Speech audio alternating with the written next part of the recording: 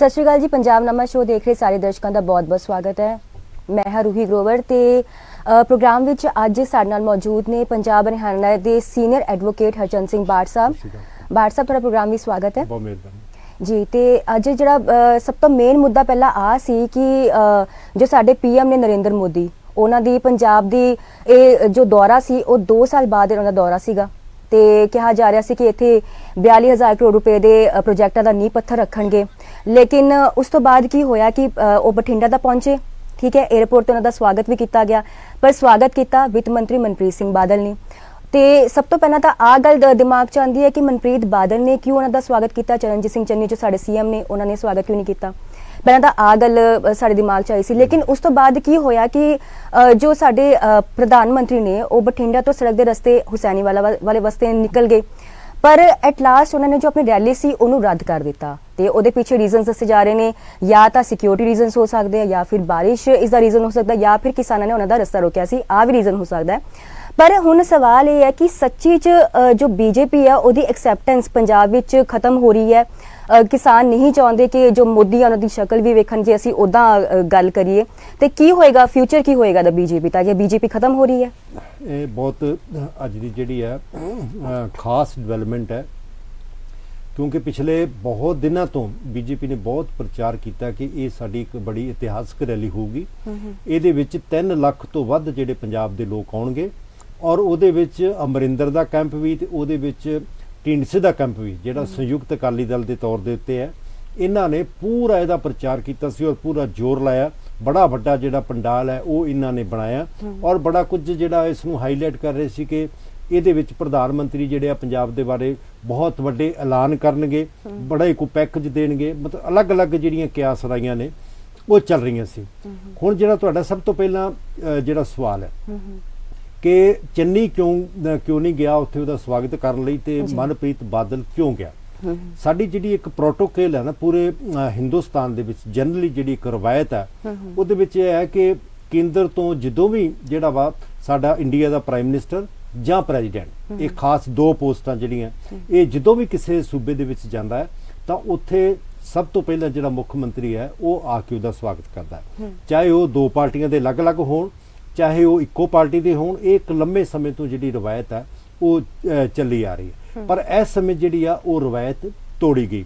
मैनूं ये लगता है कि इहदे पिछे बिल्कुल एक सियासत जिहड़ी आ काम कर रही सी, जिहड़ा वा मुख मंत्री चन्नी साहब बिल्कुल ये कोई भी हिंट नहीं सी देना चाहुंदे, ये कोई भी इहो जिहा जिहड़ा वा वो नहीं सी प्रभाव पाउणा चाहुंदे कि मैं जाके जिहड़ा वा वो प्रधानमंत्री दा स्वागत किया। और ये खास करके उस वेले इंपोर्टेंट है जो चोणां बिल्कुल जिहड़ियां वा वो कंढे ते आईयां होईयां ने, किसी भी दिन जिहड़ा वा वो कोड ऑफ कंडक्ट लागू हो सकदा, ते वो अपनी चन्नी साहब अपनी किसी भी तरह एसोसीएशन प्रधानमंत्री दे नाल नहीं सी जोड़ना चाहुंदे, और इसे करके ही उन्होंने मनप्रीत बादल तुसीं देखो कि ये नहीं कि जिहड़ा वा मुख मंत्री नहीं गया, कोई डिप्टी मुख मंत्री भी नहीं भेजिया उन्होंने। एक जिहड़े बाकी 15-16 मिनिस्टर ने उन्हां दे विचों एक मिनिस्टर जिहड़ा वा उत्थे उन्होंने वित्त मंत्री नूं भेज दिता, ताकि यह इंप्रैशन जिहड़ा वा प्रभाव लोकां ते ना जावे कि यह किसी तरह नाल जो प्रधानमंत्री दीयां नीतियां ने जो मोदी सरकार ने पिछले समय दे विच कीता है लोकां दे उत्ते आवे कि इन्हां ने माफ कर दिता, ते इस करके मोदी दे नाल जाके हत्थ मिला रहे ने। यह जिहड़ा हत्थ मिलाउणा सिंपल ये नहींगा कि हत्थ मिलाउणा, ये एक जो सियासत दी जिहड़ी एक पाड़ है दोनों दे विच, जो पिछले समय च मोदी दीयां नीतियां रहीआं ने उहनूं एक मानता ना देण दी गल सी कि देखो मैं अजे भी उहदे तो एक दूरी बना के रखदा वां। ठीक है, सानूं सरकार नूं जिहड़ा वा वो रिसीव करना पैंदा प्रोटोकॉल दे विच, पर मैं नहीं गया है। हाँ, एक मंत्री जिहड़ा वा वो चला गया। ये एक मैसेज देना चाहुंदे आ कि अजे भी असीं बीजेपी तो मोदी सरकार तो ते उहदियां नीतियां तो खफा वां, असीं उन्हां नूं जिहड़ा वा बिल्कुल माफ नहीं कीता, क्योंकि इहदा सीधे ना सीधे तौर दे उत्ते आउण वालीआं इलैक्शनां दे विच वो प्रभाव जिहड़ा वा वो पै सकदा। हुण जिहड़ी असीं गल कर रहे सी कि बहुत वड्डी रैली जिहड़ी उन्हां ने कहा कि असीं करनी है, हुण ठीक है उन्होंने बारिश का भी बहाना मिल गया, उन्होंने ये भी बहाना मिल गया कि किसान जिहड़े आ वो विरोध कर रहे सी। देखो जदों बठिंडे तो आके ते वो हुसैनी वाला तक जिहड़ा है वो हेलीकॉप्टर ते जा सकते हैं और हुसैनी वाला दे विच शहीदां नूं आपदी श्रद्धांजलि ਪੇਂਟ ਕਰ ਸਕਦੇ ਨੇ ਤਾਂ ਜਿਹੜਾ ਰੈਲੀ ਵਾਲਾ ਜਿਹੜਾ ਸਥਾਨ ਸੀ ਉਹਦੇ ਨੇੜੇ ਵੀ ਉਹਨਾਂ ਨੇ ਘੱਟੋ ਘੱਟ 4-5 ਜਿਹੜੇ ਉਹ ਹੈਲੀਪੈਡ ਬਣਾਏ ਹੋਏ ਸੀ। ਉਹਨਾਂ ਨੇ ਤਾਂ ਸੜਕ ਦੇ ਰਸਤੇ ਤਾਂ ਆਣਾ ਹੀ ਨਹੀਂ ਸੀ ਹੈ ਕਿ ਜਿੱਥੇ ਵੀ ਆਉਣਗੇ ਇੱਥੇ ਆ ਕੇ ਪ੍ਰਧਾਨ ਮੰਤਰੀ ਜਾਂ ਜਿਹੜੇ ਹੋਰ ਇੰਪੋਰਟੈਂਟ ਸ਼ਖਸੀਅਤ ਆਉਣਗੀਆਂ ਉਹ ਹੈਲੀਪੈਡ ਦੇ ਉੱਤੇ ਆ ਕੇ ਉਤਰਨਗੇ, ਉੱਥੋਂ ਜਿਹੜਾ ਵਾ ਉਹ ਆ ਕੇ ਰੈਲੀ ਨੂੰ ਸੰਬੋਧਨ ਕਰਨਗੇ ਤੇ ਉੱਥੋਂ ਵਾਪਸ ਚਲੇ ਜਾਣਗੇ। ਇਸ ਕਰਕੇ ਉਹ ਨਹੀਂ ਹੋਇਆ। ਇਹ ਹੁਣ ਆਪਾਂ ਕਿਉਂ ਨਹੀਂ ਕੀਤਾ ਗਿਆ, ਇਹਦੇ ਚ ਜਿਹੜੀਆਂ ਕਈ ਕਿਆਸ ਆਈਆਂ ਨੇ, ਇਹ ਸਮਾਂ ਆਉਣ ਦੇ ਨਾਲ ਸ਼ਾਮ ਤੱਕ ਸਪਸ਼ਟ ਹੋ ਜਾਊਗਾ ਕਿ ਕੀ ਅਸਲ ਚ ਇਹਦੇ ਪਿੱਛੇ ਹੈ ਕੀ ਸੀ। ਕੀ ਉੱਥੇ ਲੋਕਾਂ ਦੀ ਗਿਣਤੀ ਜਿਹੜਾ ਉਹ 3 ਲੱਖ ਕਹਿ ਰਹੇ ਸੀ ਉਹ ਗਿਣਤੀ ਬਹੁਤ ਘੱਟ ਰਹੀ। ਕੀ ਵਾਕਈ ਮੌਸਮ ਜਿਹੜਾ ਵਾ ਇੰਨਾ ਖਰਾਬ ਹੋ ਚੁੱਕਾ ਸੀ ਕਿ ਇੱਕ ਹੈਲੀਕਾਪਟਰ ਜਿਹੜਾ ਵਾ ਉਹ ਥੋੜਾ ਜਿਹਾ ਪੈਂਡਾ ਜਿਹੜਾ ਕੁਝ ਕਿਲੋਮੀਟਰ ਹੈ ਉਹ ਕਵਰ ਕਰਕੇ ਇੱਕ ਜਗ੍ਹਾ ਤੋਂ ਦੂਜੀ ਜਗ੍ਹਾ ਨਹੀਂ ਸੀ ਜਾ ਸਕਦਾ, ਜਾਂ ਜਿਹੜਾ ਵਾ ਬਾਈ ਰੋਡ ਵੀ ਬਿਲਕੁਲ ਹੀ ਕੀ ਸੜਕਾਂ ਬਲੌਕ ਕੀਤੀਆਂ ਸੀ ਜਿਹੜੀਆਂ ਕਿਸਾਨਾਂ ਨੇ ਕਿ ਉਹ ਸੜਕ ਰਾਹੀਂ ਵੀ ਉੱਥੇ ਨਹੀਂ ਸੀ ਆ ਸਕਦਾ। ਜਦੋਂ ਬਾਕੀ ਸਾਰੇ ਅਮਰਿੰਦਰ ਸਿੰਘ ਵਰਗੇ ਤੇ ਬਾਕੀ ਸਾਰੀਆਂ ਸ਼ਖਸੀਅਤਾਂ ਜਿਹੜੀਆਂ ਉਹ ਚਲੇ ਗਈਆਂ ਤੇ ਉਹ ਉੱਥੇ ਬੋਲ ਕੇ ਵੀ ਆਏ, ਤਾਂ ਅਮਰਿੰਦਰ ਸਿੰਘ ਦੇ ਉੱਤੇ ਤਾਂ ਕੋਈ ਏਡਾ ਪ੍ਰਧਾਨ ਮੰਤਰੀ ਦਾ ਤਾਂ ਏਡਾ ਵੱਡਾ ਨਹੀਂ ਸੀ ਜਿਹਦੇ ਕੋਲ ਸਾਰੀਆਂ ਫੈਸਿਲਿਟੀਆਂ ਸਾਰਾ ਕੁਝ ਸੀ ਵੀ ਉਹ ਉੱਥੇ ਨਹੀਂ ਸੀ ਪਹੁੰਚ ਸਕਦੇ। ਦੂਸਰਾ, ਉਹ ਜੇ ਨਹੀਂ ਵੀ ਪਹੁੰਚ ਸਕਦੇ, ਜਿੱਥੇ ਵੀ ਹੈ ਤਾਂ ਉਹਨਾਂ ਕੋਲ ਸਾਰਾ ਇਨਫਰਾਸਟ੍ਰਕਚਰ ਲੱਗਾ ਹੋਇਆ, ਵੱਡੀਆਂ ਵੱਡੀਆਂ ਸਕਰੀਨਾਂ ਲੱਗੀਆਂ ਹੋਈਆਂ, ਉਹ ਆਨਲਾਈਨ ਵੀ ਜਿਹੜਾ ਹੈ ਉੱਥੋਂ ਸੰਬੋਧਨ ਕਰਕੇ ਜੋ ਉਹਨਾਂ ਨੇ ਐਲਾਨ ਕਰਨਾ ਸੀ, ਜੋ ਕੋਈ ਪੈਕੇਜ ਦੇਣਾ ਸੀ, ਜੋ ਪੰਜਾਬ ਦੇ ਸੰਬੰਧੀ ਕਹਿੰਦੇ ਸੀ ਕਿ ਬੜੇ ਵੱਡੇ ਐਲਾਨ ਕਰਨਗੇ, ਉਹ ਉੱਥੋਂ ਵੀ ਕਰ ਸਕਦੇ ਸੀ। ਇਸ ਕਰਕੇ ਇਹ ਸਾਰਾ ਕੁਝ ਹੈ, ਕਿਉਂਕਿ ਉਹਨਾਂ ਦਾ ਮੈਂ ਦੱਸ ਦਵਾਂ ਕਿ ਉਹਨਾਂ ਕੋਲ ਜਿਹੜੀਆਂ ਵੀ ਫੈਸਿਲਿਟੀ ਹੁੰਦੀਆਂ, ਚਾਹੇ ਹੈਲੀਕਾਪਟਰ ਚਾਹੇ ਜਿਹੜਾ ਵਾ ਉਹ ਦੂਸਰਾ ਜਹਾਜ਼ ਹੈ, ਉਹਦੇ ਵਿੱਚ ਉਹਨਾਂ ਕੋਲ ਸਾਰਾ ਇਨਫਰਾਸਟ੍ਰਕਚਰ ਜਿਹੜਾ ਬਣਿਆ ਹੁੰਦਾ, ਉਹ ਕਿਤੇ ਵੀ ਦੁਨੀਆ ਦੇ ਵਿੱਚ ਕਿਸੇ ਨਾਲ ਵੀ ਆਨਲਾਈਨ ਜਿਹੜਾ ਵਾ ਉਹ ਗੱਲ ਕਰ ਸਕਦੇ ਨੇ, ਆਪਦੀ ਗੱਲ ਜਿਹੜੀ ਉਹ ਕਹਿ ਸਕਦੇ। ਹੁਣ ਇਹਦੇ ਪਿੱਛੇ ਅਸਲ ਚ ਕੀ ਇਹਦੀ ਬੈਕਗ੍ਰਾਉਂਡ ਕੀ ਹੈ ਇਹ ਆਉਣ ਵਾਲਾ ਸਮਾਂ ਦੱਸੂਗਾ। ਪਰ ਰੂਹੀ ਜੀ ਇੱਕ ਗੱਲ ਬਿਲਕੁਲ ਸਾਫ਼ ਹੈ, ਉਹ ਇਹ ਹੈ ਕਿ ਇਹਦੇ ਨਾਲ ਬੀਜੇਪੀ ਦਾ ਜਿਹੜਾ ਵੱਡੇ ਜਿਹੜਾ ਉਹਨਾਂ ਦੇ ਲੋਕਾਂ ਦੇ ਵਿੱਚ ਲੈ ਕੇ ਗੱਲ ਜਾ ਰਹੇ ਸੀ ਆਪਣੀ, ਉਸ ਨੂੰ ਜ਼ਰੂਰ ਉਹਨਾਂ ਦੀ ਜਿਹੜੀ ਛਵੀ ਹੈ ਉਹਨਾਂ ਨੂੰ ਸੱਟ ਵੱਜੀ ਹੈ। ਨੰਬਰ 1 ਇਸ ਕਰਕੇ ਕਿ ਜਿਹੜਾ ਪ੍ਰਧਾਨ ਮੰਤਰੀ ਨੇ ਆਉਣਾ ਸੀ ਉਹ ਨਹੀਂ ਆ ਸਕੇ। ਦੂਸਰਾ, ਜਿਹੜੇ ਐਲਾਨ ਕਰਨੇ ਸੀ ਉਹ ਧਰੇ ਧਰਾਏ ਰਹਿ ਗਏ। ਤੀਸਰਾ, ਕਿਸਾਨਾਂ ਨੇ ਅਜੇ ਵੀ ਜਿਹੜਾ ਵਾ ਉਹ ਉਸ ਨੂੰ ਭੁੱਲੇ ਨਹੀਂ ਹੈ। ਉਹਨਾਂ ਨੇ ਬੜੇ ਵੱਡੇ ਪ੍ਰੋਟੈਸਟ ਜਿਹੜੇ ਆ ਉਹ ਸਾਰੇ ਪੰਜਾਬ ਦੇ ਵਿੱਚ ਕੀਤੇ, ਔਰ ਸੋਸ਼ਲ ਮੀਡੀਆ ਤੇ ਵੀ ਬੜੇ ਵੱਡੇ ਪ੍ਰੋਟੈਸਟ, ਬੜੇ ਵੱਡੇ ਵਿਰੋਧ ਜਿਹੜਾ ਹੋਇਆ। ਤੁਸੀਂ ਹੈਰਾਨ ਹੋਵੋਗੇ ਕਿ ਟਵਿੱਟਰ ਦੇ ਉੱਤੇ ਅੱਜ ਜਿਹੜਾ ਇੱਕ ਹੈਸ਼ਟੈਗ ਲਾਈਨ ਦੇ ਨਾਲ ਬਣਿਆ ਸੀ ਮੋਦੀ ਗੋ ਬੈਕ, ਤਾਂ ਉਹਦੇ ਉੱਤੇ ਕੁਝ ਸਮੇਂ ਦੇ ਵਿੱਚ ਹੀ ਉਹ ਇੰਨਾ ਚਲਾ ਗਿਆ ਉੱਪਰ ਕਿ 1 ਨੰਬਰ ਤੱਕ ਸਵੇਰ ਤੋਂ ਲੈ ਕੇ ਹੁਣ ਤੱਕ ਜਿਹੜਾ ਉਹ 1 ਨੰਬਰ ਦੇ ਉੱਤੇ ਜਿਹੜਾ ਵਾ ਉਹ ਟਵੀਟ ਹੋ ਰਿਹਾ ਸੀ, ਤੇ ਜਿਹਦੇ ਵਿੱਚ ਬਹੁਤ ਵੱਡੀ ਗਿਣਤੀ ਦੇ ਵਿੱਚ ਲੋਕ ਜਿਹੜੇ ਆ ਉਹ ਵਿਰੋਧ, ਮੋਦੀ ਦੀ ਪੰਜਾਬ ਫੇਰੀ ਦਾ ਵਿਰੋਧ ਕਰ ਰਹੇ ਸੀ। ਮੈਂ ਮੁੱਖ ਦੀ ਗੱਲ ਇਹ ਕਹਾਂਗਾ ਕਿ ਬੀਜੇਪੀ ਦੀ ਜੋ ਆਪਣਾ ਉਹ ਸ਼ੋਅ ਆਫ ਸਟਰੈਂਥ ਕਰਨਾ ਚਾਹੁੰਦੇ ਸੀ, ਔਰ ਉਹਦੇ ਜਿਹੜੇ ਪਾਰਟਨਰ ਅਮਰਿੰਦਰ ਸਿੰਘ ਤੇ ਨਾਲ ਸੰਯੁਕਤ ਅਕਾਲੀ ਮੋਰਚਾ, ਜਿਹੜੀ ਉਹਨਾਂ ਨੇ ਇੱਕ ਕੰਪੇਨ ਅੱਜ ਜਿਹੜੀ ਹੈ ਉਹਨੂੰ ਹਾਈਲਾਈਟ ਕਰਨਾ ਸੀ, ਕੰਪੇਨ ਦਾ ਡਿਕਲੇਅਰ ਕਰਾਉਣਾ ਸੀ, ਜਿਹਨੂੰ ਪੰਜਾਬੀ ਚ ਕਹਿੰਦੇ ਆ ਕਿ ਚੋਣਾਂ ਦਾ ਬਿਗਲ ਵਜਾਉਣਾ ਸੀ, ਉਹ ਅੱਜ ਧਰੀ ਦੀ ਧਰਾਈ ਰਹਿ ਗਈ। ਜੀ, ਤੇ ਇੱਥੇ ਬਾੜ ਸਾਹਿਬ ਇੱਕ ਹੋਰ ਸਵਾਲ ਹੈ ਕਿ ਜਿਵੇਂ ਤੁਸੀਂ ਕਿਹਾ ਸੀ ਕਿ ਵਰਚੁਅਲ ਮਾਧਿਅਮ ਰਾਹੀਂ ਵੀ ਜੋ ਪੀਐਮ ਮੋਦੀ ਆ ਉਹ ਸੰਬੋਧਨ ਕਰ ਸਕਦੇ ਸੀ, ਫਿਰ ਸਪੈਸ਼ਲ ਪੰਜਾਬ ਵਿੱਚ ਕਿਉਂ ਵੇਖਣਾ ਚਾਹੁੰਦੇ ਸੀ ਕਿ ਪੰਜਾਬ ਵਿੱਚ ਕਿੰਨੀ ਕੁ ਐਕਸੈਪਟੈਂਸ ਉਹਨਾਂ ਦੀ? ਦੇਖੋ, ਹਰ ਇੱਕ ਨੂੰ ਤਾਂ ਰਾਈਟ ਤਾਂ ਹੈ ਐਕਸੈਪਟੈਂਸ। ਆਪਾਂ ਜਿਹੜਾ ਵਾ ਆਪਣੇ ਕੋਲ ਕੋਈ ਥਰਮਾਮੀਟਰ ਨਹੀਂ ਹੈ ਕਿ ਆਪਾਂ ਜਿਹੜਾ ਵਾ ਇੱਕ ਤਰੀਕੇ ਨਾਲ ਲਾ ਕੇ ਦੇਖ ਲਈਏ ਕਿ ਕਿੰਨੀ ਐਕਸੈਪਟੈਂਸ ਆਉਂਦੀ ਹੈ ਜਾਂ ਨਹੀਂ ਆਉਂਦੀ। ਪਰ ਇੱਕ ਜਦੋਂ ਕਿ ਇੱਕ ਪੋਲੀਟੀਕਲ ਰੈਲੀ ਸੀ, ਪੋਲੀਟੀਕਲ ਜਿਹੜਾ ਵਾ ਉਹ ਇੱਕ ਆਰੰਭ ਸੀ, ਇਲੈਕਸ਼ਨ ਜਿਹੜੀ ਕੰਪੇਨ ਹੈ ਉਹਦਾ ਅੱਜ ਪਹਿਲੇ ਦਿਨ, ਉਹਦੇ ਵਿੱਚ ਜਿਹੜੇ ਬੜੇ ਵੱਡੇ ਆਸਾਂ ਸੀ ਬੀਜੇਪੀ ਨੂੰ ਔਰ ਅਮਰਿੰਦਰ ਨੂੰ। ਤੁਸੀਂ ਦੇਖਿਆ ਹੋਗਾ ਅਮਰਿੰਦਰ ਨੇ ਵੀ ਕੱਲ ਕਿਹਾ ਕਿ ਪ੍ਰਧਾਨ ਮੰਤਰੀ ਨੂੰ ਆਹ ਕਰਨਾ ਚਾਹੀਦਾ, ਆਹ ਕਰਨਾ ਚਾਹੀਦਾ। ਢੀਂਡਸਾ ਸਾਹਿਬ ਵੀ ਜਿਹੜੇ ਸੰਯੁਕਤ ਅਕਾਲੀ ਦਲ ਦੇ ਲੀਡਰ ਹੈ, ਉਹ ਵੀ ਜਿਹੜਾ ਬਹੁਤ ਵੱਡੀਆਂ ਗੱਲਾਂ ਕਹਿ ਰਹੇ ਸੀ, ਪਰ ਉਹ ਐਲਾਨ ਜਿਹੜੇ ਆ ਉਹ ਕੁਝ ਨਹੀਂ ਹੋਏ।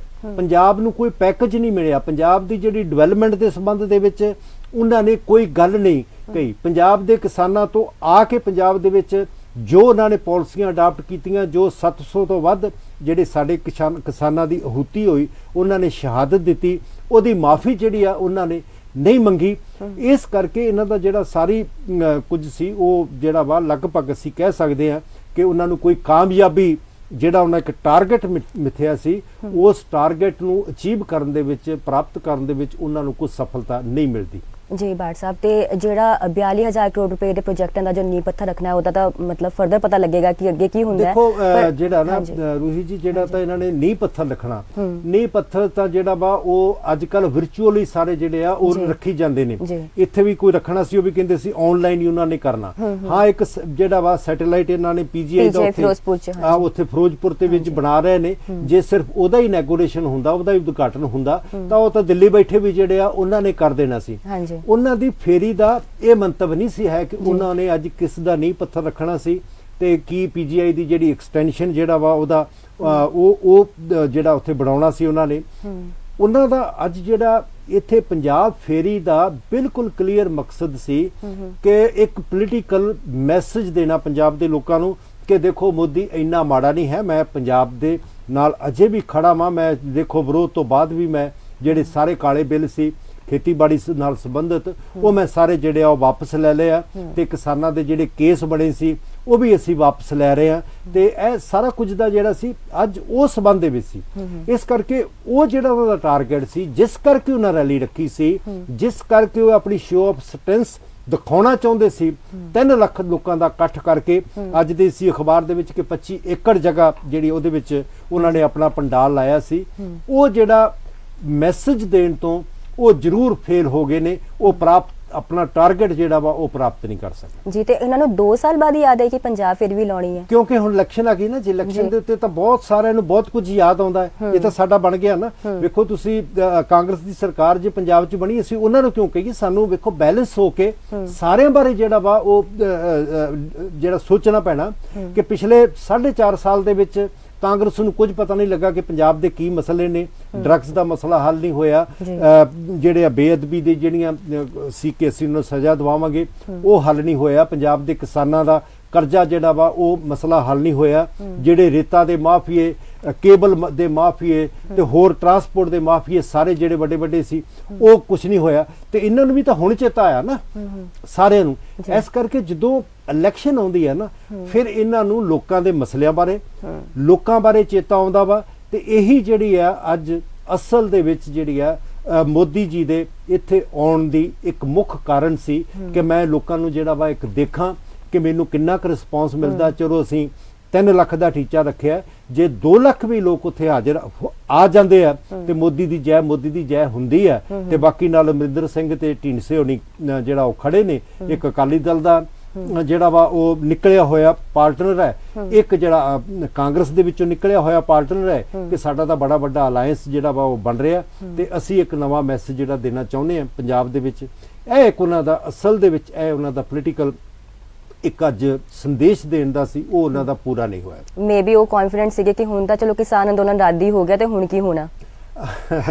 ਹਾਂ, ਘੱਟੋ ਘੱਟ ਉਹਨਾਂ ਨੂੰ ਸੀ ਕਿ ਵੇਖੋ ਮੈਂ ਆ ਕੇ ਕਹਾਂਗਾ ਵੀ ਮੈਂ ਜਿਹੜਾ ਵਾ ਕੋਸ਼ਿਸ਼ ਕੀਤੀ, ਮੈਂ ਜਿਵੇਂ ਉਹਨੇ ਆਪਣਾ ਮੈਸੇਜ ਵੀ ਦਿੱਤਾ ਸੀ ਕਿ ਮੈਂ ਤੁਹਾਡੇ ਫੇਵਰ ਦੇ ਵਿੱਚ ਹੀ ਤੁਹਾਡੇ ਹਿੱਤਾਂ ਦੇ ਲਈ ਕਾਲੇ ਜਿਹੜੇ ਕਾਨੂੰਨ ਖੇਤੀਬਾੜੀ ਦੇ ਕਾਨੂੰਨ ਲਿਆਂਦੇ ਸੀ, ਪਰ ਕਿਉਂਕਿ ਤੁਸੀਂ ਵਿਰੋਧ ਕੀਤਾ ਇਸ ਕਰਕੇ ਵੇਖੋ ਮੈਂ ਤੁਹਾਡੀ ਗੱਲ ਮੰਨ। ਹਾਂ, ਤੇ ਮੈਂ ਤੁਹਾਡੀ ਗੱਲ ਮੰਨੀ ਐਨ ਇਲੈਕਸ਼ਨ ਤੋਂ ਪਹਿਲਾਂ। ਹੁਣ ਤੁਸੀਂ ਸਾਡਾ ਵੀ ਥੋੜਾ ਖਿਆਲ ਰੱਖੋ। ਹਾਂਜੀ, ਬਿਲਕੁਲ ਇਲੈਕਸ਼ਨ ਤੋਂ ਪਹਿਲਾਂ ਮੈਂ ਤੁਹਾਡੀ ਗੱਲ ਮੰਨ ਲਈ, ਹੁਣ ਤੁਸੀਂ ਵੀ ਧਿਆਨ ਰੱਖੋ। ਇਲੈਕਸ਼ਨ ਆ ਰਹੀਆਂ ਨੇ, ਇਸ ਕਰਕੇ ਸਾਡਾ ਵੀ ਖਿਆਲ ਰੱਖੋ। ਜੀ ਜੀ। ਤੇ ਇੱਕ ਹੋਰ ਸਵਾਲ ਮਨ ਚ ਉੱਠਦਾ ਕਿ ਮਤਲਬ ਜਦੋਂ ਬਠਿੰਡਾ 에ਅਰਪੋਰਟ ਤੇ ਜਦੋਂ ਪੀਐਮ ਮੋਦੀ ਪਹੁੰਚੇ ਤਾਂ ਤੁਹਾਨੂੰ ਨਹੀਂ ਲੱਗਦਾ ਕਿ ਚਰਨਜੀਤ ਸਿੰਘ ਚੰਨੀ ਦਾ ਬਣਦਾ ਸੀ ਵੈਸੇ ਸਵਾਗਤ ਕਰਨਾ, ਤੇ ਉਹਨਾਂ ਨੇ ਅੱਗੇ ਇਹਨਾਂ ਨੂੰ ਭੇਜਤਾ ਵਿੱਤ ਮੰਤਰੀ ਨਹੀਂ, ਮੈਂ ਤੁਹਾਨੂੰ ਪਹਿਲਾਂ ਵੀ ਕਿਹਾ ਕਿ ਇੱਕ ਪ੍ਰੋਟੋਕੋਲ ਹੈ, ਇੱਕ ਰਵਾਇਤ ਆ, ਇਹ ਕੋਈ ਮਤਲਬ ਬਾਉਂਡ ਨਹੀਂ ਹੈ, ਬਹੁਤ ਜ਼ਰੂਰੀ ਨਹੀਂ ਹੈ। ਜੇ ਨਾਰਮਲ ਹਾਲਤਾਂ ਹੋਣ ਤਾਂ ਜਿਹੜੀਆਂ ਵਾ ਉਹ ਜਿਹੜੇ ਮੁੱਖ ਮੰਤਰੀ ਹੈ ਉਹ ਜਾਂਦਾ ਹੈ, ਪਰ ਉਹਨਾਂ ਨੇ ਵੇਖੋ ਉਹਨਾਂ ਨੇ ਬਹਾਨਾ ਬਹੁਤ ਵਧੀਆ ਲੱਭਾ ਨਾ। ਵੇਖੋ ਜਿਹੜੇ ਸਾਡੇ ਸਿਆਸੀ ਲੋਕ ਹੈ ਨਾ, ਜਦੋਂ ਉਹਨਾਂ ਨੇ ਕੁਝ ਨਹੀਂ ਕਰਨਾ ਹੁੰਦਾ ਨਾ ਤੇ ਉਹ ਕੁਝ ਨਾ ਕੁਝ ਲੱਭ ਲੈਂਦੇ ਜੇ। ਉਹਨਾਂ ਇਹ ਨਹੀਂ ਕਿਹਾ ਹੈ ਕਿ ਮੈਂ ਜਿਹੜਾ ਵਾ ਐਸ ਕਿਸੇ ਸਿਆਸੀ ਗੱਲ ਕਰਕੇ ਜਾਂ ਕਿਸੇ ਪੋਲੀਟੀਕਲ ਇਸ਼ੂ ਦਾ ਕਰਕੇ ਮੈਂ ਉਹਨਾਂ ਨੂੰ ਉੱਥੇ ਰਿਸੀਵ ਕਰ ਨਹੀਂ ਗਿਆ। ਉਹਨਾਂ ਕਿਹਾ ਕਿ ਉਹਨਾਂ ਦੇ ਆਫਿਸ ਦੇ ਵਿੱਚ 2 ਬੰਦੇ ਜਿਹੜੇ ਆ ਉਹ ਕਰੋਨਾ ਤੋਂ ਅਫੈਕਟਡ ਹੋ ਗਏ ਤੇ ਇਸ ਕਰਕੇ ਮੈਂ ਨਹੀਂ ਚਾਹੁੰਦਾ ਹੈ ਕਿ ਮੈਂ ਵੀ ਉੱਥੇ ਜਾਵਾਂ ਤੇ ਇਸ ਤਰ੍ਹਾਂ ਐਕਸਪੋਜ਼ਰ ਜਿਹੜੀ ਆ ਹੋਵੇ। ਉਹਨਾਂ ਨੇ ਆਪਣਾ ਜਿਹੜੀ ਇੱਕ ਡਿਫੈਂਸ ਲੱਭੀ ਆ, ਉਹ ਡਿਫੈਂਸ ਕਿੰਨੀ ਕੁ ਸਹੀ ਆ ਕਿੰਨੀ ਕੁ ਨਹੀਂ ਹੈ। ਪਰ ਕਰੋਨਾ ਦੇ ਵਿੱਚ ਦੇਖੋ ਬਹੁਤ ਸਾਰੀਆਂ ਚੀਜ਼ਾਂ ਜਿਹੜੀਆਂ ਵਾ ਕਰੋਨਾ ਦੇ ਬਹਾਨੇ ਦੇ ਥੱਲੇ ਦੱਬੀਆਂ ਗਈਆਂ। ਬਹੁਤ ਸਾਰੇ ਸਾਡੇ ਲੋਕਾਂ ਨੇ ਸਫ਼ਰ ਵੀ ਕੀਤਾ, ਕਿਸਾਨਾਂ ਵੀ ਕੀਤਾ, ਹੋਰ ਬਹੁਤ ਸਾਰੇ ਕੁਝ ਕੀਤਾ। ਇਸ ਤਰ੍ਹਾਂ ਜਿਹੜਾ ਵਾ ਕਰੋਨਾ ਨੂੰ ਜਿਹੜਾ ਵਾ ਇੱਕ ਪੋਲੀਟੀਕਲ ਸ਼ੀਲਡ ਦੇ ਤੌਰ ਤੇ ਵੀ ਵਰਤਿਆ ਜਾ ਰਿਹਾ। ਬਹੁਤ ਜਗ੍ਹਾ ਦੇ ਉੱਤੇ ਲੋਕਾਂ ਦੀਆਂ ਰੈਲੀਆਂ ਕਰਨ ਦੇ ਉੱਤੇ, ਮੰਗਾਂ ਦੇ ਉੱਤੇ ਜਦੋਂ ਸਰਕਾਰ ਦੇ ਖਿਲਾਫ ਬੋਲਦੇ ਸੀ, ਨਹੀਂ ਇਹ ਵੇਖੋ ਜਿਹੜਾ ਵਾ ਇਹ ਕਰੋਨਾ ਨੂੰ ਫੈਲਾ ਰਹੇ ਨੇ, ਇੱਕ ਮਹਾਮਾਰੀ ਨੂੰ ਜਿਹੜਾ ਫੈਲਾ ਰਹੇ ਨੇ, ਤੇ ਉਸੇ ਮਹਾਮਾਰੀ ਦੇ ਫੈਲਾਅ ਦਾ ਕਾਰਨ ਇੱਕ ਵਿਖਾ ਕੇ, ਇੱਕ ਬਹਾਨਾ ਵਿਖਾ ਕੇ ਉਹ ਉੱਥੇ ਨਹੀਂ ਗਏ। ਸਿੱਧੇ ਤੌਰ ਤੇ ਉਹਨਾਂ ਨਹੀਂ ਕਿਹਾ ਹੈ ਕਿ ਮੇਰੀ ਇਸ ਕਰਕੇ ਮੈਂ ਪੋਲੀਟੀਕਲੀ ਨਹੀਂ ਗਿਆ। ਪਰ ਦੇਖੋ ਪੋਲਿਟਿਕਸ ਦੇ ਵਿੱਚ ਹਮੇਸ਼ਾ ਹੀ ਇੱਕ ਮੈਸੇਜ ਹੁੰਦਾ, ਸਿੱਧੇ ਤਰੀਕੇ ਦੇ ਨਾਲ ਜਾਂ ਅਸਿੱਧੇ ਤਰੀਕੇ ਦੇ ਨਾਲ। ਇਹਦੇ ਵਿੱਚ ਸਿੱਧੇ ਤੌਰ ਤੇ ਪੋਸੀਬਲ ਨਹੀਂ ਸੀ ਹੈ। ਉਹਨਾਂ ਨੇ ਸਿੱਧੇ ਤੌਰ ਦੇ ਉੱਤੇ ਕਿਹਾ ਕਿ ਮੈਂ ਇੱਕ ਦੂਰੀ ਬਣਾ ਕੇ ਰੱਖਾਂ ਮੋਦੀ ਤੋਂ, ਸਰਕਾਰ ਤੋਂ, ਤੇ ਉਹ ਦੂਰੀ ਮੇਰੇ ਅੱਗੇ ਅਗਲੇ ਸਮੇਂ 'ਚ ਇਲੈਕਸ਼ਨਾਂ 'ਚ ਕੰਮ ਆਉਣੀ ਹੈ। ਜੀ ਬਾੜ ਸਾਹਿਬ, ਇੱਕ ਹੋਰ ਮੁੱਦਾ ਸਾਹਮਣੇ ਆ ਰਿਹਾ ਕਿ ਸੁਖਬੀਰ ਬਾਦਲ ਜੀ ਫੋਟੋ ਲੱਗੀਆਂ ਜੋ ਬੱਸਾਂ ਸੀਗੀਆਂ ਜਿੰਦੇ ਵਿੱਚ ਬੀਜੇਪੀ ਵਰਕਰਾਂ ਨੂੰ ਲੈ ਕੇ ਜਾਇਆ ਜਾ ਰਿਹਾ ਸੀ, ਉਹ ਵੀ ਲੋਕਾਂ ਵੱਲੋਂ ਰਸਤੇ 'ਚ ਰੋਕੀਆਂ ਗਈਆਂ ਨੇ। ਦੇਖੋ ਇਹ ਤਾਂ ਜਿਹੜਾ ਵਾ ਅਸੀਂ ਕੁਝ ਨਹੀਂ ਕਹਿ ਰਹੇ, ਕਿਉਂਕਿ ਹਰ ਗੱਲ ਦੇ ਉੱਤੇ ਅਸੀਂ ਮਤਲਬ ਇੰਨਾ ਨਹੀਂ ਇਹਦੇ 'ਚ ਕਹਿ ਸਕਦੇ ਕਿ ਵੀ ਸੁਖਬੀਰ ਬਾਦਲ ਨੇ ਆਪਣੀਆਂ ਬੱਸਾਂ ਉੱਥੇ ਜਿਹੜੀਆਂ ਭੇਜੀਆਂ ਨੇ। ਇੱਕ ਪੋਲੀਟੀਕਲ ਕੰਪੇਨ ਚੱਲ ਰਹੀ ਹੈ। ਇੱਕ ਪੋਲੀਟੀਕਲ ਕੰਪੇਨ ਦੇ ਵਿੱਚ ਸਾਰੇ ਲੀਡਰ ਜਿਹੜੇ ਆ ਉਹ ਆਪਣੀਆਂ ਜਿਹੜੇ ਵੀ ਬੱਸਾਂ ਦੇ ਨਾਲ ਉਹਨਾਂ ਦੀਆਂ ਨਾਲ ਹੈ ਨੇ ਜਾਂ ਸੰਬੰਧ ਹੈ ਨੇ ਜਾਂ ਜਿੱਥੇ ਵੀ ਉਹ ਪੇਡ ਵੀ ਹੈ ਨੇ, ਉਹ ਆਪਦੀਆਂ ਫੋਟੋਆਂ ਜਿਹੜੀਆਂ ਵਾ ਉਹ ਬੱਸਾਂ ਤੇ ਲਵਾ ਰਹੇ ਨੇ। ਚੰਨੀ ਸਾਹਿਬ ਨੇ ਵੀ ਜਿਹੜੀਆਂ ਆਪਣੀਆਂ ਬੱਸਾਂ ਦੇ ਉੱਤੇ ਬਹੁਤ ਸਾਰੀਆਂ ਫੋਟੋਆਂ ਜਿਹੜੀਆਂ ਵਾ ਉਹ ਲਵਾਈਆਂ ਹੋਈਆਂ ਨੇ, ਸਾਰੇ ਸਰਕਾਰੀ ਬੱਸਾਂ ਦੇ ਉੱਤੇ, ਕੁਝ ਪ੍ਰਾਈਵੇਟ ਦੇ ਉੱਤੇ ਵੀ ਆ, ਕੁਝ ਜਿਹੜੇ ਆਟੋ ਦੇ ਉੱਤੇ ਵੀ ਜਿਹੜੇ ਜਾ ਰਹੇ ਆ। ਇਸ ਕਰਕੇ ਇਹਦਾ ਇਹ ਨਹੀਂਗਾ ਵੀ ਜਿਹੜੀਆਂ ਇਹ ਬੱਸਾਂ ਨੇ ਉਹ ਸੁਖਬੀਰ ਬਾਦਲ ਨੇ ਉੱਥੋਂ ਰੱਖੀਆਂ ਗਈਆਂ ਨੇ, ਪ੍ਰਾਈਵੇਟ ਬੱਸਾਂ ਨੇ, ਉਹਨਾਂ ਨੇ ਪੈਸਾ ਲੈਣਾ ਵਾ।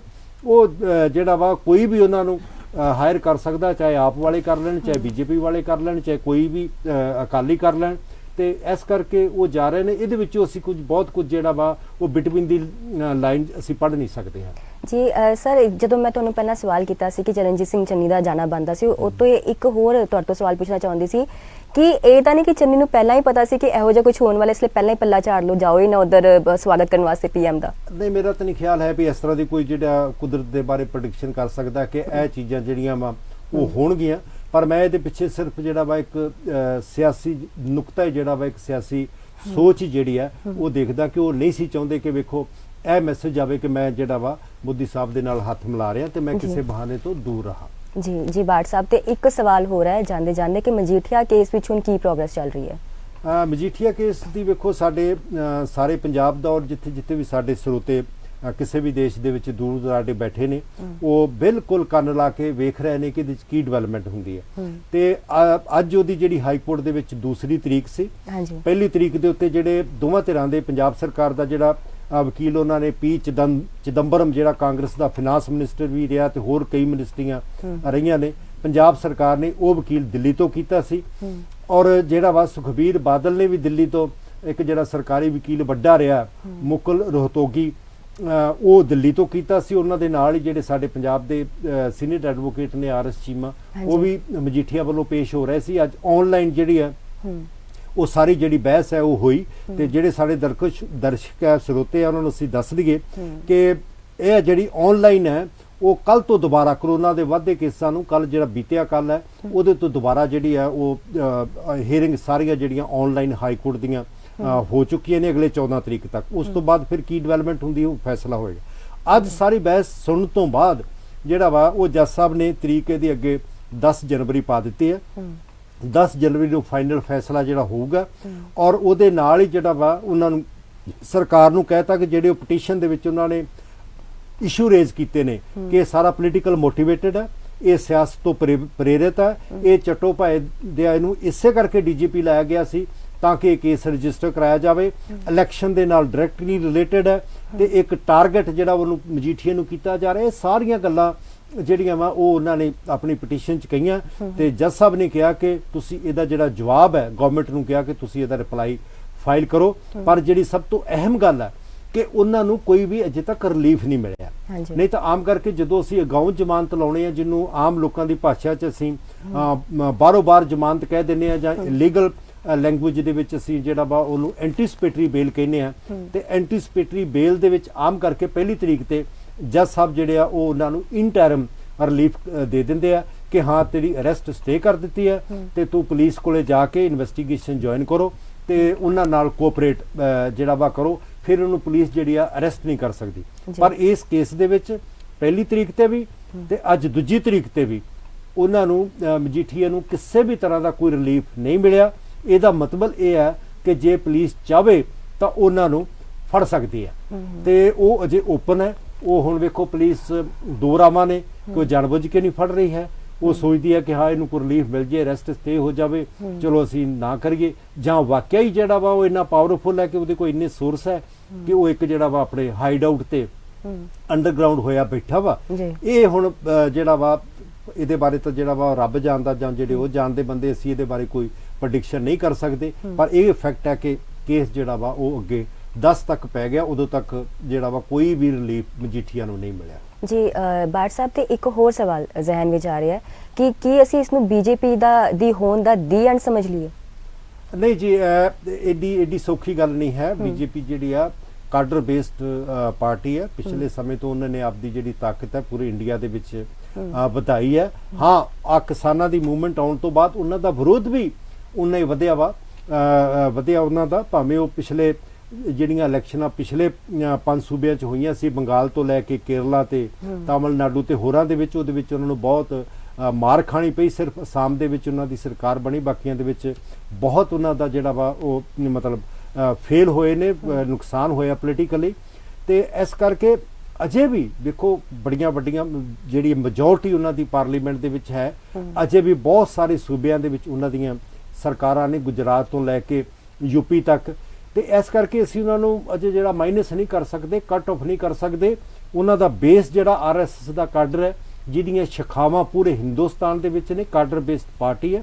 ਉਹਨਾਂ ਦੀ ਪੋਲੀਟੀਕਲੀ ਲਾਸ ਜਿਹੜਾ ਹੋ ਸਕਦਾ, ਪਰ ਅਸੀਂ ਇਹ ਨਹੀਂ ਕਹਿ ਸਕਦੇ ਕਿ ਉਹ ਪੋਲੀਟੀਕਲ ਅਰੀਨੇ ਤੋਂ ਬਾਹਰ ਹੋ ਗਏ ਨੇ। ਹਾਂ, ਆਉਣ ਵਾਲੀਆਂ ਇਲੈਕਸ਼ਨਾਂ 'ਚ ਹੋ ਸਕਦਾ ਯੂਪੀ ਵੀ ਹਾਰ ਜਾਣ, ਜਿੱਥੇ ਇਹੋ ਜਿਹੇ ਅਖਿਲੇਸ਼ ਯਾਦਵ ਦੇ ਬਹੁਤ ਵੱਡੇ ਕੱਟ ਹੋ ਰਹੇ ਨੇ। ਪੰਜਾਬ ਦੇ ਵਿੱਚ ਉਹਨਾਂ ਨੂੰ ਕੋਈ ਗੇਨ ਬਹੁਤਾ ਨਹੀਂ ਲੱਗ ਰਿਹਾ ਕਿ ਆਉਣ ਵਾਲੇ ਸਮੇਂ ਦੇ ਵਿੱਚ ਹੋਵੇ। ਇਸੇ ਕਰਕੇ ਉੱਤਰਾਖੰਡ ਦੇ ਵਿੱਚ ਵੀ ਔਰ ਹਿਮਾਚਲ ਦੇ ਵਿੱਚ ਵੀ ਜਿਹੜੀ ਉਹਨਾਂ ਦੀ ਹਾਲਤ ਪਤਲੀ ਹੈ। ਹਿਮਾਚਲ ਦੇ ਵਿੱਚ ਜਿੰਨੀਆਂ ਬਾਈ ਇਲੈਕਸ਼ਨ ਹੋਈਆਂ ਪਿਛਲੀ ਵਾਰੀ ਕੁਝ ਮਹੀਨੇ ਪਹਿਲਾਂ, ਉਹ ਸਾਰੀਆਂ ਲੋਸਟ ਕੀਤੀਆਂ, ਪਰ ਇਹਦਾ ਇਹ ਮਤਲਬ ਨਹੀਂ ਹੈ ਕਿ ਬਿਲਕੁਲ ਜਿਹੜੀ ਆ ਉਹ ਜ਼ੀਰੋ ਹੋ ਗਈ। ਅਜੇ ਵੀ ਇੱਕ ਫੋਰਸ ਨੇ, ਪੋਲੀਟੀਕਲ ਫੋਰਸ ਨੇ, ਇੱਕ ਆਈਡੀਓਲੋਜੀਕਲ ਜਿਹੜੇ ਉਹਨਾਂ ਦੀ ਬੈਕਗ੍ਰਾਉਂਡ ਆ, ਕਾਡਰ ਬੇਸਡ ਪਾਰਟੀ ਹੈ।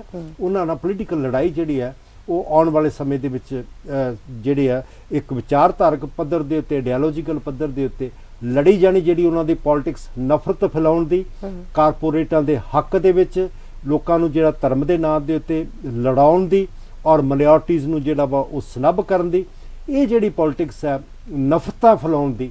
ਤੇ ਦੂਜੇ ਪਾਸੇ ਜਿਹੜੀ ਪੋਲਿਟਿਕਸ ਹੈ ਲੋਕਾਂ ਨੂੰ ਆਪਸ ਵਿੱਚ ਪਿਆਰ ਤੇ ਮੁਹੱਬਤ ਦੇ ਨਾਲ ਰਹਿਣ ਦੀ, ਸਾਂਝੇ ਤੌਰ ਦੇ ਉੱਤੇ ਲੋਕਾਂ ਦੀਆਂ ਸਮੱਸਿਆਵਾਂ ਜਿਹੜੀਆਂ ਉਹਨਾਂ ਦੇ ਲਈ ਲੜਨ ਦੀ, ਇਹ ਇੱਕ ਦੋ ਧਿਰੀ ਜਿਹੜੀ ਲੜਾਈ ਹੈ, ਇਹ ਲੜਾਈ ਹੋਰ ਵਿਸ਼ਾਲ ਪੱਧਰ ਤੇ, ਹੋਰ ਏਕੇ ਦੇ ਨਾਲ, ਤੇ ਸਾਰੇ ਜਿਹੜੀਆਂ ਵਿਰੋਧੀ ਧਿਰਾਂ ਇਸ ਮੈਸੇਜ ਦੀਆਂ ਨੇ ਉਹਨਾਂ ਦੇ ਨਾਲ ਰਲ ਕੇ ਲੜੀ ਜਾਣੀ ਹੈ।